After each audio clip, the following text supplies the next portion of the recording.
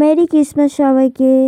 আমাদের Christmas celebration করার জন্য আমরা চলে গেছিলাম একটু ঘুরতে। সেদিন আমরা বেরিয়ে পড়েছিলাম আমি, দাদা, দিদি এবং পাখি। তো আমরা বেরিয়ে যাচ্ছিলাম মাদারসাটে। মাদারসাটে যে নতুন আউটলেটটা হয়েছে সেখানে দাদা বলেছিল চলো নতুন আউটলেটটা ঘুরে আসি।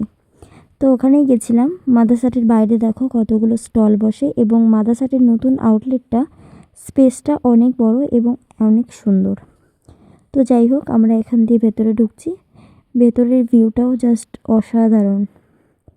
তো ওখানে গিয়ে একটু ফ্রেশ হয়ে কিছুক্ষণ আমরা ওয়েট করছিলাম, তার কারণ ভেতরে ঢুকতে গেলে একটু ওয়েট করতে হবে। তো যাই হোক, ঢোকার পারমিশনটা পেলাম। তারপরে দেখো ভেতরের স্পেসটা দেখো আর লোকজন দেখো, প্রচুর লোকজন ওখানে। আর এক জায়গায় অনেক লোকজন বসে খেতে পারে সেরকম একটা স্পেস তৈরি হয়েছে। জাস্ট ভিউটা অসাধারণ ছিল। তো আমরা গিয়ে একটা 4 সিটের টেবিল নিয়ে বসে পড়লাম এবং সামনে দিদি আর দাদা, এদিকে আমি আর পাখি। এবার হচ্ছে মেনু সিলেকশনের পালা। এখানে প্রত্যেকটা খাবারই এত টেস্টি। আমি যতবারই এসেছি যতগুলো খাবার ট্রাই করেছি প্রত্যেকটা দারুণ টেস্ট। প্রত্যেকেই মোটামুটি মাদারসাটে এসেছো তো আমরা প্রথমেই অর্ডার দিয়েছিলাম কফি আর তার সঙ্গে নিয়েছিলাম চিকেন।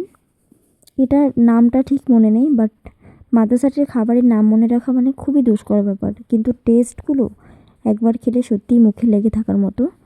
তো তারপরে আমরা একটা নিয়েছিলাম কর্ন। তো এটাও বেশ টেস্টি, আমরা এর আগেও এটা ট্রাই করেছি। খাবারের রিভিউ এখানে প্রত্যেকটাই খুব অসাধারণ। তো সব কিছু শেষ করে আমরা আবার কিছু খাবার অর্ডার দিয়েছিলাম।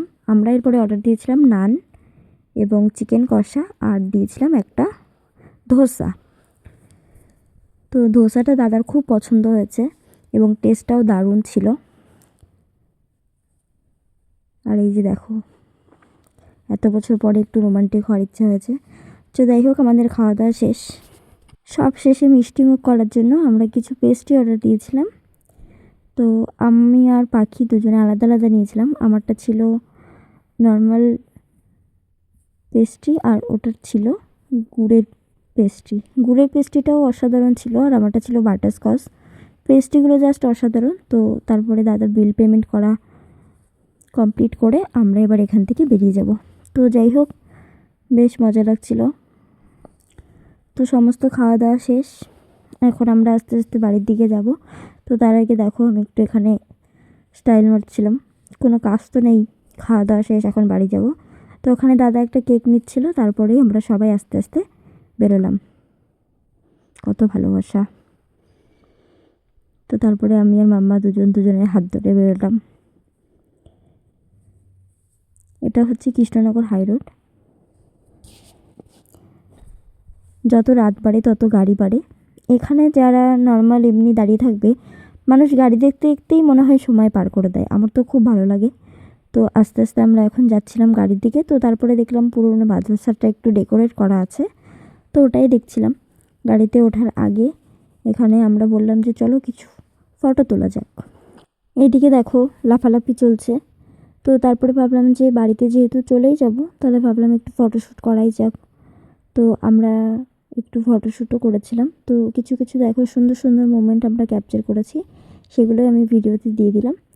তো সব শেষ, এখন আমাদের বাড়ি যাওয়ার পালা। এখন আমরা রাত্রে প্রায় অনেকটাই রাত হয়ে গেছে। হাই রোড দিয়ে বুঝতেই পারছো বাইরে কতটা ঠান্ডা। তো ঠান্ডা ঠান্ডা ওয়েদারে এখন আমরা গান শুনতে শুনতে বাড়ির দিকে রওনা দেব। আমাদের বাড়ি ফিরতে ফিরতে মোটামুটি 40-45 মিনিট মতো সময় লাগে, কিন্তু গাড়িতে যেহেতু আমরা সুন্দর গান চালাতে চালাতে চলে যাই, ওর জন্য সময়টা কেটে যায় বোঝা যায় না। তো একদম বাড়ির সামনে এসে দেখো আমি নেমে গেছি, এখন ওরাও চলে যাবে বাড়িতে। তো আজকের সুন্দর একটা স্পেশাল দিন আমরা কাটালাম ক্রিসমাস সেলিব্রেশনে। ভিডিওটা কেমন লাগলো অবশ্যই কমেন্ট করে জানিও। টাটা সবাইকে।